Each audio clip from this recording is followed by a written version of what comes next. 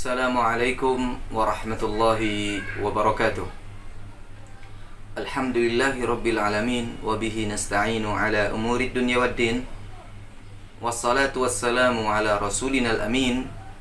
Wa ala alihi wa ashabihi wa man tabi'ahu bi ihsanin ila yaumiddin, amma ba'd. Ikhwah serta akhwat yang dirahmati oleh Allah Ta'ala, kesyukuran hendaknya selalu kita panjatkan kepada Allah yang telah memberikan karunia kepada kita, karunia kesehatan, karunia keimanan, karunia ketakwaan, yang kita sebagai seorang hamba ini penuh dengan kelemahan, penuh dengan kekurangan. Tanpa karunia dari Allah, tanpa ada kemurahan dari Allah, maka sesungguhnya kita ini adalah tidak memiliki apa-apa sama sekali. Maka kesyukuranlah yang hendaknya selalu kita panjatkan kepada Allah Azza wa Jal, sehingga kita pun menjadi manusia yang diridhai oleh Allah, manusia yang mendapatkan keberuntungan baik di dunia maupun di akhirat. Ikhwah serta akhwat yang dirahmati oleh Allah Azza wa Jal, sahabat Nabi SAW yang akan kita ceritakan pada kesempatan ini adalah salah seorang sahabat Nabi SAW yang sangat terkenal, yang beliau dijuluki dengan Asadullah, singanya Allah, Asadu Rasulillah, singanya Rasul SAW, sekaligus paman Nabi SAW, yang bernama Hamzah bin Abdul Muttalib. Ikhwah serta akhwat yang dimuliakan oleh Allah Azza wa Jal, Hamzah bin Abdul Muttalib, ketika Rasul sallallahu alaihi wasallam nubbi'a bir risalati wan nubuwah, ketika oleh Allah diangkat menjadi seorang rasul dan seorang nabi untuk menyebarkan Islam ini, Hamzah bukan termasuk orang yang segera di awal masuk Islam. Begitu Nabi diutus, begitu Nabi SAW diperintahkan untuk mendakwahkan Islam ini, wa anzir ashiratakal aqrabin, dan berikanlah peringatan kepada keluargamu yang terdekat, ya, sampaikanlah agama ini kepada keluargamu yang terdekat. Hamzah bin Abdul Muttalib bukan termasuk orang yang ketika disampaikan dakwah ini oleh Nabi, sementara beliau adalah dari keluarga Nabi SAW, kemudian langsung masuk Islam. Bukan. Nah, peristiwa masuk Islamnya beliau adalah beberapa saat setelah itu, ya, beberapa saat setelah Abu Bakar masuk Islam, ya. Maka Hamzah bin Abdul Muttalib, beliau, ya, seorang paman Nabi SAW, betul. Tetapi beliau walaupun kerabat, ketika Allah belum memberikan hidayah kepada beliau, maka beliau juga belum masuk Islam juga. Terus kapan beliau masuk Islam? Beliau masuk Islam adalah ketika suatu kali dihadang dalam sebuah perjalanan oleh salah seorang budak dari Abdullah bin Jad'an, ya, budak, ya, yang dimerdekakan, ya, milik Abdullah bin Jad'an, yang dia menyampaikan kepada Hamzah bin Abdul Muttalib, yang beliau dipanggil dengan Abu Ammarah, ya, Abu Ammarah, ya. Si budak ini mengatakan, "Law annaka ya Abu Ammarah sami'ta ma sami'tuhu min sibabi Abil Hakam li ibni akhika Muhammad." Wahai Abu Ammarah, seandainya kamu tahu, seandainya kamu dengar seperti yang saya dengar, bagaimana sikap Abul Hakam. Siapa Abul Hakam ini? Abu Jahal terhadap anak saudaramu, terhadap keponakan Muhammad, niscaya kamu akan marah. Abul Hakam, Abu Jahal, sebagaimana yang kita ketahui, pemusuhan Abu Jahal ini kepada Rasul SAW itu sudah sampai ubun-ubun, nih. Udah dahsyat banget gitu, udah Masya Allah gitu, udah nggak keukur lagi. Abul Hakam, kalau kita lihat dari namanya Abul Hakam, Hakam itu apa ya? Adil gitu kan, bijak. Abul Hakam gitu kan. Tetapi namanya tidak sesuai dengan apa yang terjadi sesungguhnya. Makanya dikenalnya dengan Abu Jahal gitu. Ya, bagaimana ya keburukan yang diberikan kepada Muhammad ini, yang mana permusuhannya, kemudian mempermalukan Muhammad di depan umum, ya, memberikan beberapa gangguan-gangguan yang Masya Allah gitu. Maka ketika Abu Ammarah atau Hamzah bin Abdul Muttalib ini disampaikan terkait berita ini, emosinya muncak. Dia merasa malu keponakannya dilecehkan. Iya. Ego kekeluargaannya muncul. Hamzah bin Abdul Muttalib, ya, beliau dikenal dengan orang yang gagah, orang yang berani. Ya, fisiknya adalah fisik orang yang seandainya berkelahi pun dia adalah fisik-fisik yang hebat gitu, bisa mengalahkan orang lain dan dikenal jagoan di kalangan orang-orang kafir Quraisy pada saat itu. Maka dengan modal bahwa dirinya adalah merasa terhina ketika keponakannya dilecehkan, kemudian dia memang orang terpandang di suku Quraisy karena dari keluarga Abdul Muttalib, kemudian dia juga memiliki fisik yang begitu layak untuk melakukan itu, maka dia marah. Dia langsung menemui Abul Hakam. Ya, langsung dia menemui Abul Hakam yang pada saat itu sedang berada di Masjidil Haram, di Ka'bah bersama kaumnya, ya, dengan orang-orang kafir Quraisy yang lain. Maka Abul Hakam datang penuh dengan membawa dendam. Ya, tepatnya adalah di sofa, ya. Ya, sofa. Ya. Sofa ini ya, Marwah, sofa Marwah ya, di dekat Masjidil Haram tepatnya. Datang ke situ, dia langsung memukul Abul Hakam atau Abu Jahal ini sampai kepalanya luka dan bocor. Dan dia mengatakan saat itu, ya, dia mengatakan bahwasannya dia masuk Islam dengan mengatakan La ilaha illallah Muhammadar Rasulullah, mengucapkan persaksian. Ya, dari awal dia adalah emosi memukul Abul Hakam atau Abu Jahal ini, dan setelah memukul dia mengatakan di seluruh orang-orang yang ada pada saat itu, dengan mengatakan La ilaha illallah Muhammad Rasulullah. Dan dia mengatakan ana za qad aslamtu. Nih, saya sudah masuk Islam, kata Hamzah. Wa idza kana fi us'i Quraisy an taruddani 'anil islami faltaf'al. Seandainya orang-orang Quraisy mampu untuk menghalangi saya untuk masuk Islam ataupun mengembalikan saya kepada kekafiran, silakan. Menantang dia. Orang-orang yang memiliki emosi sama dengan emosinya Abu Jahal, Abul Hakam ini, mereka marah. Mereka ingin membalas Hamzah bin Abdul Muttalib. Ya, tapi Abul Hakam tahu diri. Dan dia mengatakan kepada kawan-kawan yang saat itu, Da'u Aba Ammarah, tinggalkan dia. Faqad ahantuhu fi ibni akhi. Saya sudah mempermalukan dia dengan apa yang saya lakukan terhadap keponakannya. Sudah. Gitu. Dah, nggak apa-apa. Mungkin ini adalah balasan yang saya terima.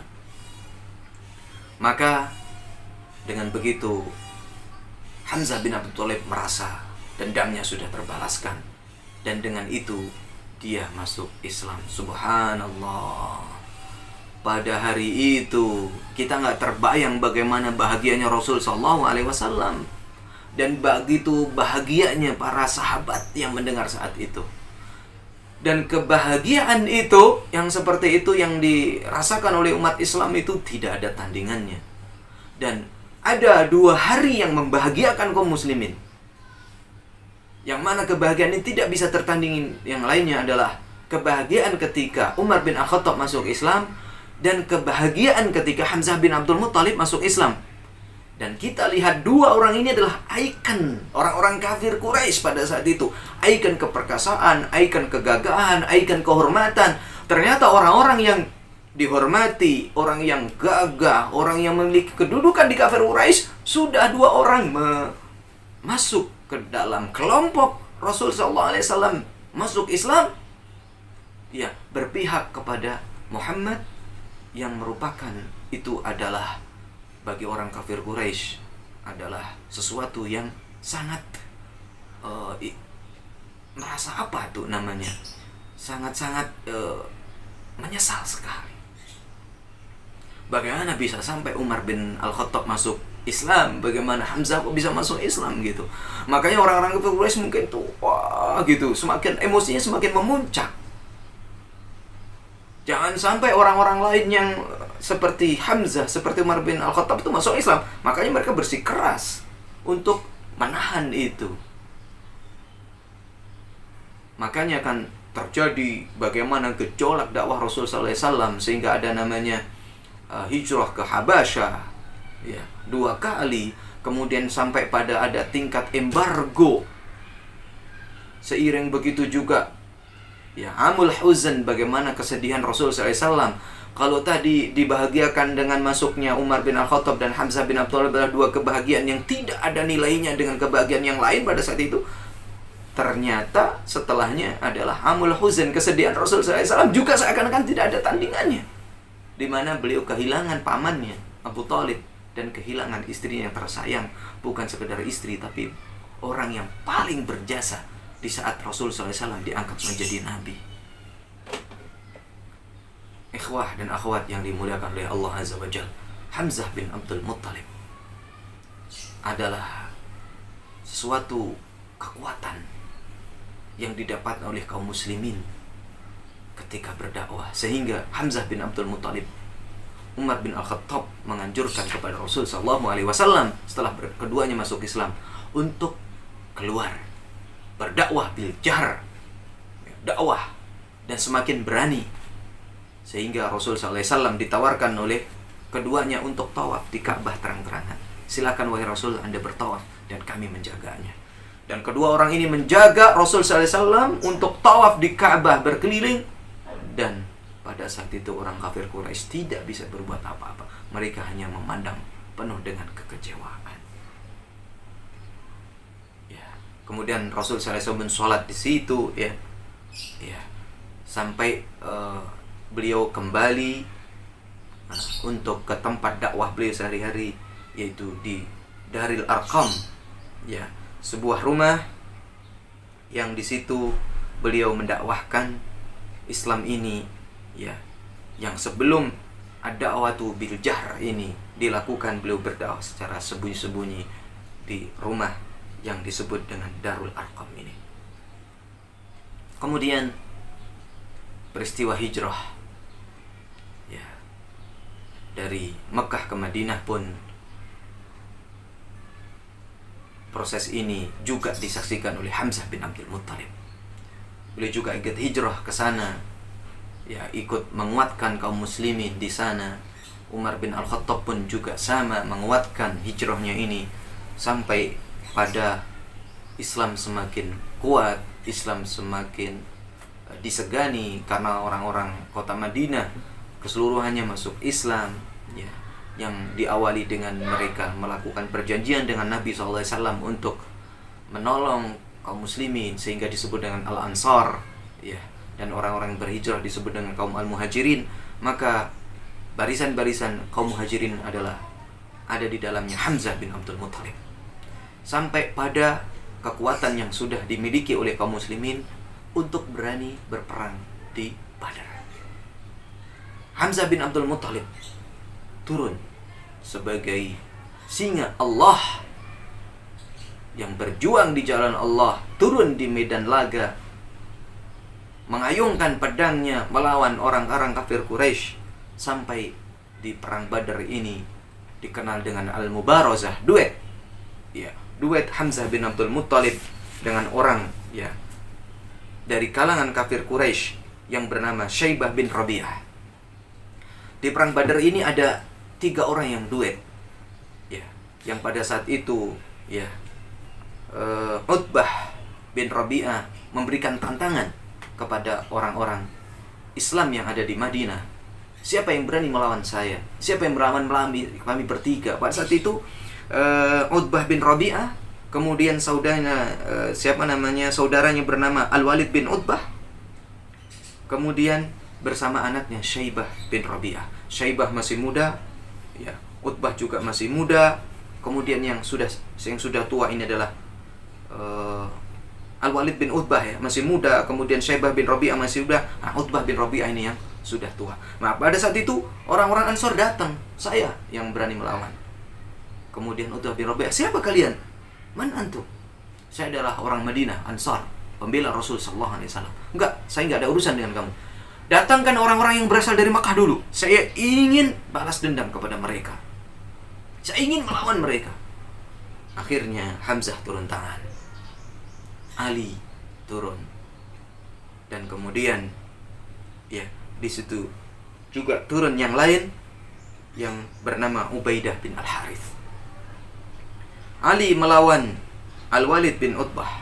Ali bin Abi Thalib melawan Al-Walid bin Ubah. Al-Walid bin Ubah tumbang.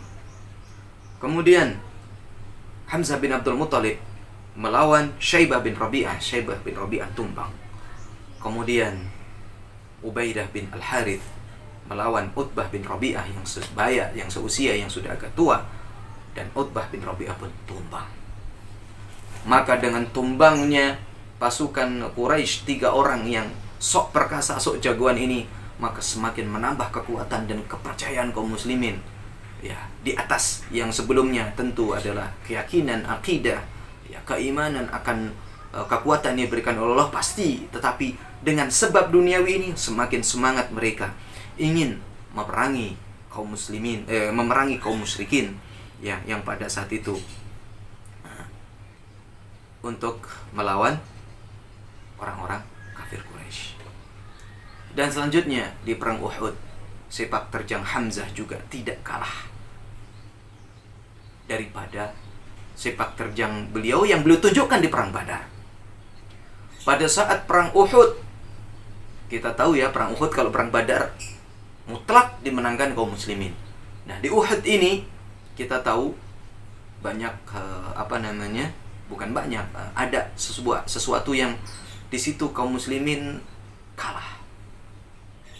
Ya, ketika pasukan pemanah yang diamanai Rasulullah SAW untuk di gunung yang bukit itu, kalau ada yang pernah haji dan atau umrah, kemudian pernah ziarah ke Uhud, maka dia akan melihat ada bukit namanya Jabalur Rumat, ya, bukit di mana di situ orang-orang pemanah suruh naik, kemudian mereka tugas untuk memanahi pasukan kafir Quraisy. Sebenarnya pada saat itu mereka mana, kemudian yang di bawah itu berjuang itu hampir menang. Kaum disebut dengan hampir menang tuh karena kafir Quraisy itu mundur.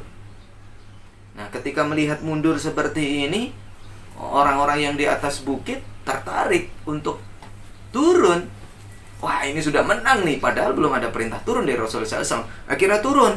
Nah, setelah pasukan pemanah itu turun, ternyata pasukan kafir Quraisy yang saat itu, ya, dikomandani oleh, ya, Khalid bin Al-Walid, mereka memutar dari Jabal Rumat itu. Akhirnya mereka memukul kaum muslimin dari belakang dan kalah. Nah, di saat ada tanda-tanda kekalahan, Hamzah bin Abdul Muthalib turun dengan mengatakan, "Ana asadullah wa asadu Rasulillah." Saya adalah singa Allah, singa Rasulullah SAW. "Allahumma inni abra'u ilaika mimma ja'a bihi haula wa atituru ilaika mimma suna'a haula." Apa kata Hamzah? "Ya Allah, saya berlepas diri dengan apa yang mereka lakukan dari kalangan orang-orang kafir Quraisy, dan saya mohon, ya, iktidar, mohon dimaafkan dari apa yang mereka lakukan. Intinya saya sudah berlepas diri, saya tidak ada kaitannya dengan mereka." Wa akhadha yu'milu sayfahu yamnatan wa yusratan hatta nala syahadah. Kemudian beliau mengibas-ibaskan pedangnya, ya, dia ingin berusaha bagaimana melawan orang-orang kafir Quraisy yang saat itu, ya, terus membabi buta memerangi kaum muslimin, dan kaum muslimin sudah ada tanda-tanda berada di pihak yang kalah. Akhirnya Hamzah bin Abdul Muthalib mendapatkan kesyahidan.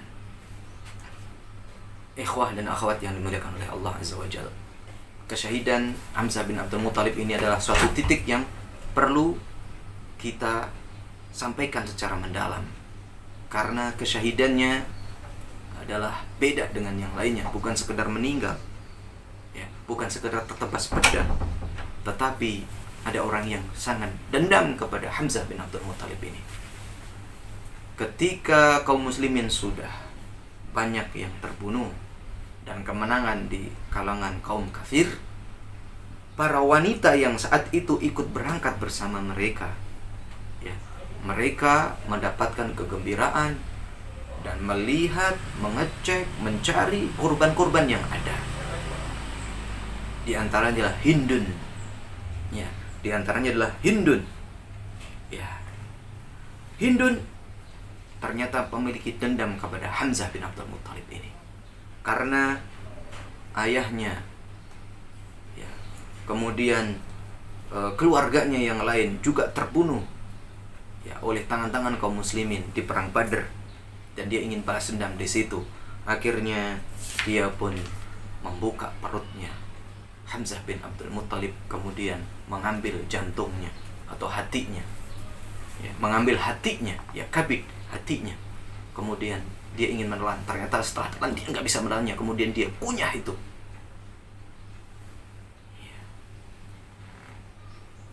Dan setelah itu dia meninggalkan medan laga. Melihat hal ini Rasulullah SAW teriris hatinya. Hamzah bin Abdul Muthalib ini terbunuhnya adalah sudah direncanakan oleh Hindun. Hindun menyuruh, ya, seorang budak membawa tumbak dan diiming-imingi hadiah. Ya, dia tugasnya adalah mengintai Hamzah dimanapun berada Hamzah itu, baik ketika perang maupun di luar perang. Kalau ketemu dengan ciri-ciri seperti ini, maka dari tumbak itulah dilemparkan kepada Hamzah, dan kenalah kepada Hamzah. Akhirnya Hamzah bin Abdul Muthalib jatuh. Ya, maka disitulah Hamzah bin Abdul Muthalib syahid. Rasulullah SAW sangat, Masya Allah, sedih hatinya, terluka sekali, sampai-sampai beliau, ya, ingin melupakan peristiwa itu, dan supaya tidak teringat pada saat Wahsy masuk Islam, beliau tidak ingin melihat Wahsy agar beliau tidak teringat peristiwa itu. Ya, akhirnya Wahsy pun tidak pernah, ya, dia terlihat oleh Rasul Sallallahu Alaihi Wasallam. Ya, dia berusaha untuk tidak dilihat oleh Rasul Sallallahu Alaihi Wasallam dimanapun, karena beliau paham bagaimana hati itu, ya, untuk melupakan paman sendiri yang selama ini adalah menjadi orang-orang yang dibanggakan oleh Rasul Sallallahu Alaihi Wasallam. Sehingga, ya, saudarinya Hamzah yang merupakan bibi Rasul Sallallahu Alaihi Wasallam bernama Sofiyah binti Abdul Muthalib, yang pada saat itu juga ikut hadir, karena dia tahu rasanya seperti apa. Saya sebagai laki-laki aja seperti ini, apalagi seorang perempuan. Maka Rasul berpesan kepada putranya Sofiyah bin Abdul Muthalib, ya, yang bernama Zubair bin Al-Awwam, ya, agar berpesan. Rasul berpesan kepada Zubair bin Al-Awwam, mohon, ya, ibumu diajak pulang aja, jangan sampai melihat Hamzah bin Abdul Muthalib. Ternyata setelah disampaikan oleh Zubair bin Awam kepada ibunya agar pulang, ini adalah pesan dari Rasulullah SAW, ternyata ibunya kekeh untuk ikut melihat, ya, jenazahnya Hamzah bin Abdul Muthalib. Dan dia mengatakan, saya siap dengan apa yang terjadi, dan saya sudah tahu apa yang terjadi pada Hamzah. Maka karena Sofiyah siap untuk menghadapi itu, maka Sofiyah pun tidak jadi disuruh untuk pulang, tetapi ikut melihat jenazahnya Hamzah bin Abdul Muthalib. Karena pada saat itu Sofiyah sudah menyiapkan kain kafan. Saya siapkan kain kafan ini untuk Hamzah. Maka kain kafan itu pun, ya, disiapkan untuk mengkafani Hamzah. Namun yang meninggal di sisi Hamzah bin Abdul Muthalib, ya, dari kalangan Ansor pada saat itu juga ternyata dibuka perutnya. Iya, dibuka perutnya dan dicincang sebagian anggota tubuhnya untuk dijadikan sebagai kalung, untuk dijadikan sebagai anting dan lain sebagainya. Sehingga Az-Zubair bin Awam tidak tega melihat hal itu. Masa Hamzah bin Abdul Muthalib dikafani dengan kain, sementara saudara Ansor ini tidak mendapatkan kain apapun. Akhirnya kain tadi itu dibagi. Satu untuk Hamzah, satu untuk yang mati syahid yang sebelahnya. Tetapi dilihat kain kafan ini panjangnya nggak sama. Akhirnya dilakukan qur'ah, undian. Jatuhlah undian, Hamzah mendapatkan kain yang pendek dan kaum Ansor tadi mendapatkan kain yang panjang. Sehingga Hamzah ketika ditutup dengan kain kafan itu, ketika ditarik ke bawah kepalanya tidak tertutup. Apabila tertarik ke atas, kakinya juga tidak tertutup. Maka Rasul sallallahu alaihi wasallam menyampaikan ghottu ra'sahu bithawb, udah kepalanya aja ditutup dengan kain. Wa ja'alu ala rijlaihi ba'dan min waraqis syajar, udah yang bagian kakinya tutup dengan dedaunan yang ada di sekitar kita dari pohon-pohonan itu. Maka gak kebayang jamaah yang dirahmati oleh Allah, bagaimana kesedihan Rasul sallallahu alaihi wasallam pada saat itu. Sedihnya, subhanallah. Maka Rasul pun mengatakan kepada Hamzah, rahmatullahi alaik, semoga Allah merahmatimu. Laqad kunta wusulan lirrahim, sesungguhnya engkau adalah orang yang selalu melakukan silaturahim. Fa'udan lil khairat, engkau selalu melakukan perbuatan-perbuatan yang baik. Ama wallah la umathilanna bisab'ina minhum in tafirtu bihim, demi Allah, aku akan melakukan penyiksaan dan pencincangan yang serupa, kata Rasulullah SAW. Bisab'ina minhum, sebanyak 70 orang dari mereka, siapapun yang saya dapatkan dari mereka. Rasulullah SAW karena saking sedihnya, saking kecewanya, saking beliau sampai berujar, saya akan juga mencincang mereka, bukan satu tapi 70 orang.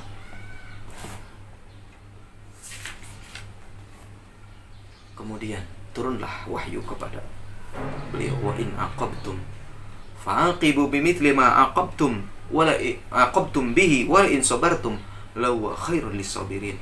Wa in aqabtum, jika Anda ingin membalas, fa'aqibu, maka balaslah bimithli ma uqibtum bih, semisal dengan siksaan yang berikan kepada kalian.